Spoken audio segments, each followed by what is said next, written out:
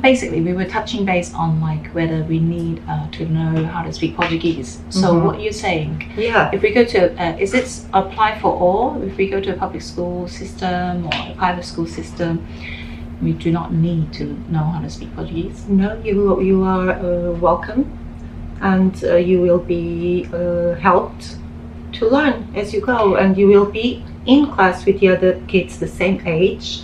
So you don't go to a class below your age, so you get to go with kids same age, and you have extra help to learn as you go. And we have extra classes authorized to allow non-native speaker. Yes. Right. So this is a really powerful way to learn a language.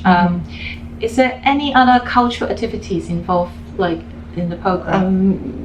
You will get can get like language support services, language labs, tutoring, conversation classes. It depends on the schools, and you have additional support classes. I heard that there's field trips, also school projects. Yes.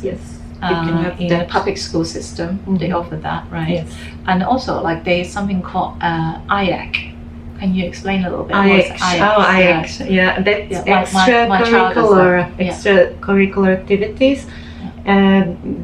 Those are offered by the school. Can be from learning to play an instrument, to play some sports, to playing sports, to and this is after games, school classes. After school classes, to painting, to help you study. And that's not really with extra cost, is it?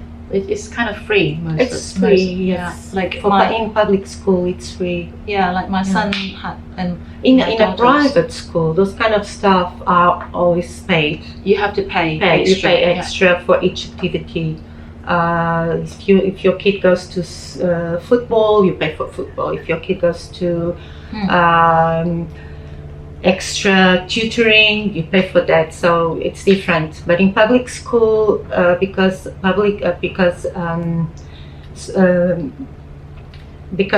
it's mandatory, school is mandatory for 12 years. You need from what age? You have from age 3 to 18. You have 12 years mandatory school, and so whatever you need, school needs to provide you. Okay, let me ask you. Should meet your needs. A lot of people will come to Portugal without a residence paper or a right to stay, and like, is there a problem with that to get education? You know, just imagine that my family, if they come here without a residence,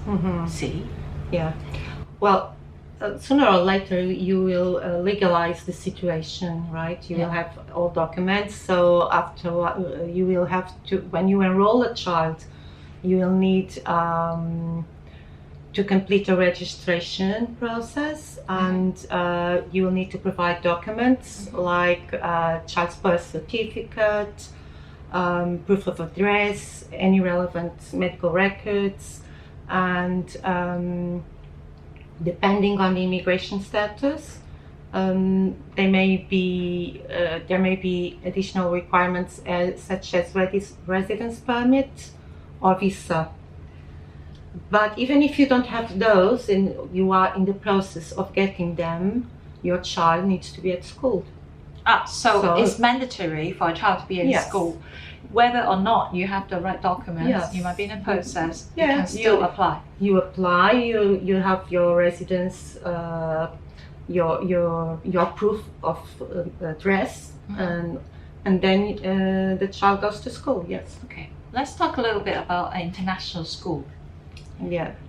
So what about international school? Do you think they can learn Portuguese in international school? Yes, sure. It's mostly done in English, or mostly in English.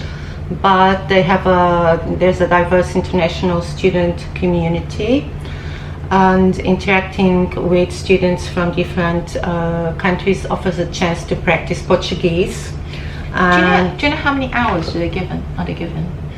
I'm not sure. It Portuguese? depends on the schools. That's important when you choose a school to inquire. Yeah, the school, different school offered. Yeah, But different. it's not mandatory No. from the government in an international setting, school setting, that mandatory how many hours minimum in Portuguese. You can have different programs in each school, so it's But important. whereas if you go to a public school, it's mandatory, isn't it? Like 90% or for under 18, you have to be in Portuguese, right? Yes, exactly. I think you get given like 2 to 4 hours a week of English learning. 4 hours, I think. 4 hours? I think it's 4 hours. And So- it's starting in Portugal. You are starting to learn English younger and younger. It's mandatory also now in primary school. Right. They have to So also it's English very classes. interesting. If you really want to stay in Portugal and continue that learning with your child, the Portuguese language in classes are provided way more than international school. Am I right? Because it's kind of the other way around. Yes. In international school setting, they are taught in English. In English, everything is in English. Because they are aiming for students that are probably going to go back home to their own home country, whereas it's a public school, it's aimed for the student to stay and remain. Now, Exactly. what about private school? Like, is it being taught in Portuguese or? It depends. You have all kinds of private schools. You have private schools only in Portuguese, but you can also get a private school, for example, only in German or only in English. There are several. Let me see if I can give you some examples. International schools in Portugal, they offer education primarily in English. Some examples would be, for example, the Carlucci American International School in Lisbon. This follows the American curricula. This is a private school. It's not a private international. school. Right. Yeah, Carlucci American International School of Lisbon. That's the name. And offers education from pre-kindergarten to the 12th grade. So that's an international school. It's an international What school. about private school? Like, This is private. this is also private. Yes, this is all. Everything is private. So what's the difference between international and private school? International schools are founded by like other countries. That, for example, you have the French school in Portugal that's funded by the French government, for I see. example. But all of those are inside what you call the private school. And public school in Portugal is from the Portuguese government. Other examples would be St. Julian's School,